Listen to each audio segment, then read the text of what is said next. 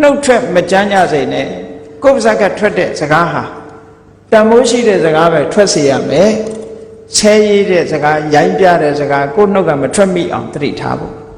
လူတွေကကိုယ့်ကိုယ်ပိုင်တယ်လို့ထင်တယ်မပိုင်ဘူးကိုဖြစ်ချင်တာမဖြစ်ဘူးစိတ်ဖြစ်ချင်တဲ့အတိုင်းလိုက်ဖြစ်နေကြတာစိတ်ဆိုရင်ကြမ်းတမ်းတဲ့စကားတွေပြောကြတာဒါကိုပြောချင်တာမဟုတ်ဘူးအေးဒါကြောင့်မို့လို့အမြဲတမ်းသတိထားတဲ့နာပေါ့သူပြောလိုက်တာဝိသိကာစအနာစာရာပြိဋ္ဌစာအပြက်မတွေဟောစိနသာသနာဒုတိကဖျားသာသနာအဖြက်မတွေစေတီရင်ပြင်မှာဒရွေးထွေးသွားတယ်ဆိုပြီးပြောအဲ့ဒီအကုသိုလ်ကြောင့်သူငရဲကြသွားငရဲကြသွားရုံနဲ့မကဘူးငရဲလွတ်လာတဲ့အခါမှာယဟန္တာကိုသူပြင်မာတာကယဟန္တာဆိုတော့စဉ်းစားကြည့်လေဘာနဲ့ဥပမာတူတော့ဆိုလို့ရှိရင်